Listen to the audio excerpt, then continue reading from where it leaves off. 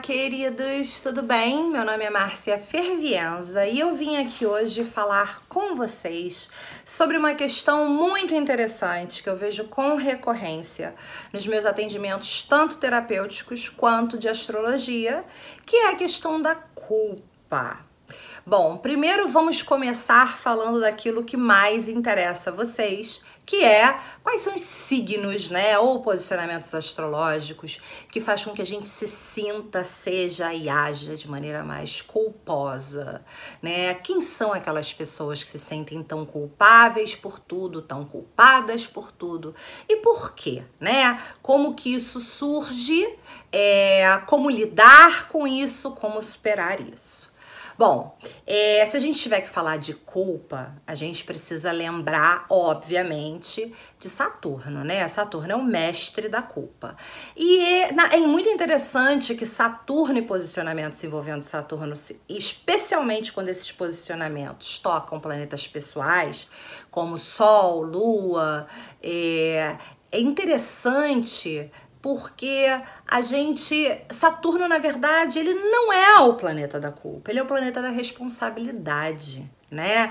Ele faz com que a gente assuma a responsabilidade por aquilo que nos é devido, mas também ele fala, um Saturno maduro e bem utilizado, da gente saber exatamente o que corresponde a gente e o que não corresponde, o que é nosso e o que é do outro, né?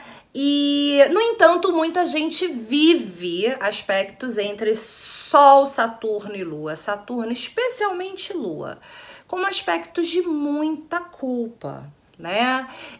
A Lua Saturno, quando ela tem aspectos difíceis, né?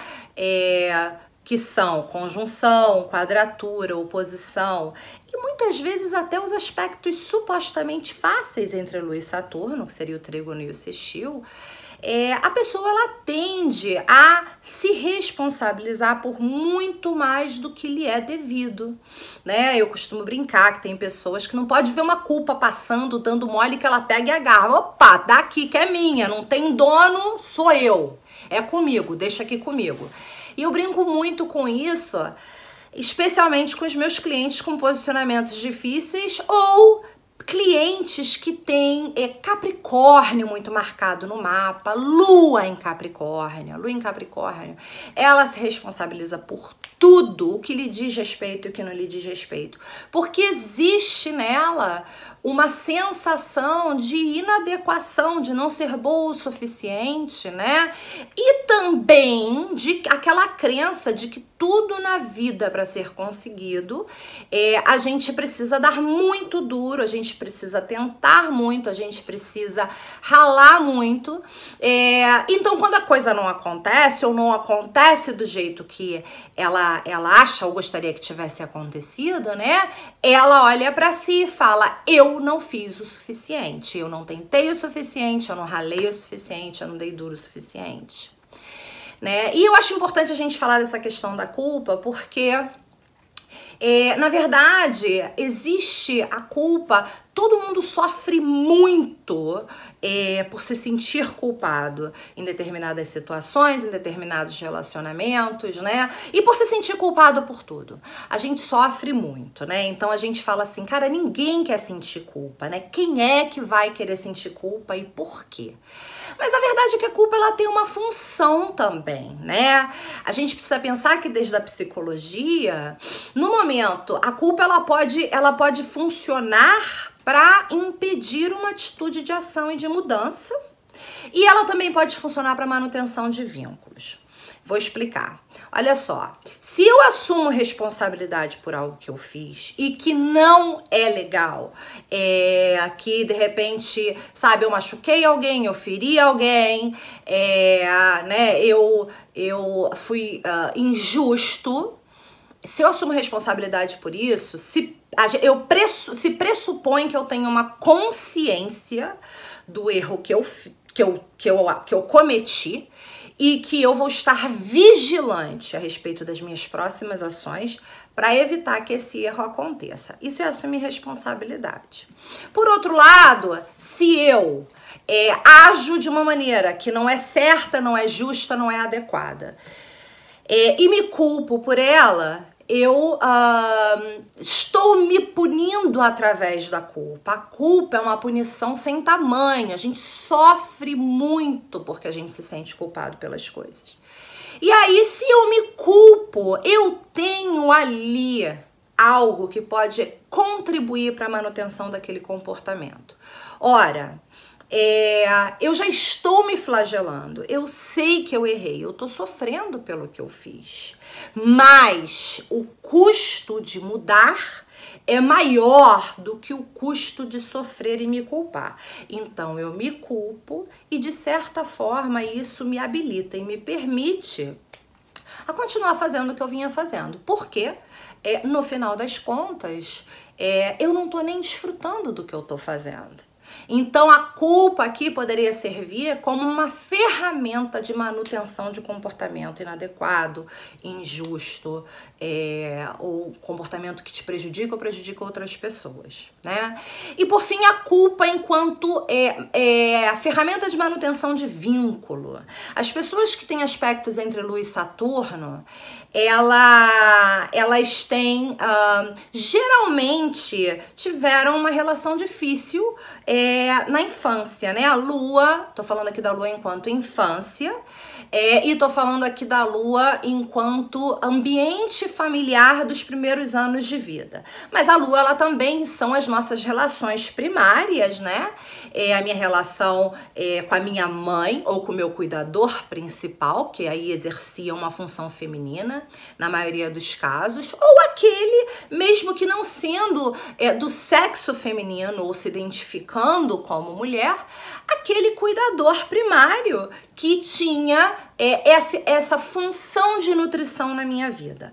Ora, a Lua Saturno, ela fala, né, dessa relação com esse nutridor, com esse cuidador principal que faltou, que não nutriu tanto a Lua Saturno quanto a Lua em Capricórnio. Algo ali daquela relação não nutriu, algo daquela relação exigiu que eu tivesse comportamentos e atitudes na minha vida desde muito cedo que eram muito maiores e mais maduras do que eu tinha idade emocional para assumir, né? Eu posso ter sentido que desde cedo eu tive que me virar.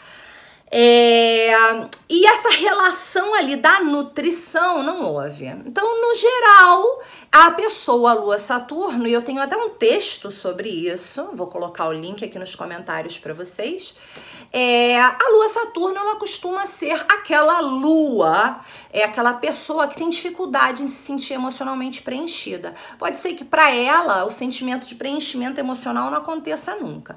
O texto se chama Lua Saturno e o vazio que não se preenche nunca, né? E aí a relação com esse cuidador principal, a relação familiar, a relação com a infância, ela é uma relação difícil, ela não é uma relação fácil, né? Houve um elemento de nutrição ali que faltou, existem ressentimentos, existem dores que muitas vezes não são trabalhadas. Então, a minha relação, né, com esses cuidadores principais, ela é uma relação meio distante e difícil. E aí, é muito interessante como muitas vezes a maneira como isso se manifesta é o seguinte: eu tenho uma péssima relação com a minha mãe, eu tenho uma péssima relação com meu pai, eu tenho uma péssima relação com a minha família, mas eu tô sempre lá com eles. Por que você tá sempre lá? Por que você tem uma relação péssima? Porque eles são tóxicos, eles me exigem demais, eles nunca me reconhecem, nada do que eu faço pra eles tá bom, e etc. Eu pergunto, mas por que você sempre tá lá com eles, então? E aí a pessoa me fala assim, porque eu sou filho, né? Porque, cara, eu não consigo, porque eles me manipulam, não sei o que, blá, blá. Bom, quando chega no frigir dos ovos, por que eles estão sempre lá? Por causa da culpa. Então, assim, o que acontece aqui neste processo? Aqui a gente tá falando de um processo onde a culpa serve para manutenção de vínculo. Ora, se eu não me sentisse culpado em relação ao meu pai, minha mãe, a minha família, né? Por eu não conseguir amá-los, por eu não conseguir estar mais na presença deles, ou por eu ter tantos sentimentos sentimentos negativos por eles, se eu não tivesse essa culpa, eu já teria eliminado eles da minha vida. Porque eles são... A relação com eles me é muito difícil. Né? E eu tenho dificuldade em amá-los. Então, se não fosse a culpa, eu nem aqui estaria mais. Então, aqui a gente tem, de novo, né, uma outra cara da culpa, uma outra função da culpa, que é: eu continuo me relacionando com a minha família, com meu pai, com a minha mãe, com quem quer que seja, porque eu não consigo, porque eu me sinto culpada. E aí, o propósito desse vídeo é trazer vocês para essa reflexão, para a gente pensar um pouco, né, sobre qual a função que a culpa está exercendo na sua vida, e para a gente tentar pensar sobre a transformação de culpa em responsabilidade. Quando eu transformo a culpa em responsabilidade, eu assumo aquilo que me compete, mas eu também deixo que o outro assuma a parte que lhe corresponde. E aí as relações começam a se dar ou não, desde um outro lugar. Não é a única opção, né, para Lua, Saturno em aspectos difíceis e tensos, as relações culpadas, culpáveis e culposas. Existem outras opções, mas isso requer, né, um olhar para dentro e uma reavaliação dessas relações iniciais, do que elas significaram pra gente, como elas nos impactaram e até onde nós chegamos com aquilo. É isso por hoje, meus amores. Essa é a reflexão que eu quero deixar para vocês. Já me seguiu no Instagram? Lá eu posto conteúdo de astrologia todo dia. E dá o teu like aqui, né? Like, assina o canal, curte, compartilha, enfim, aquela coisa toda que você já sabe. Beijo pra vocês.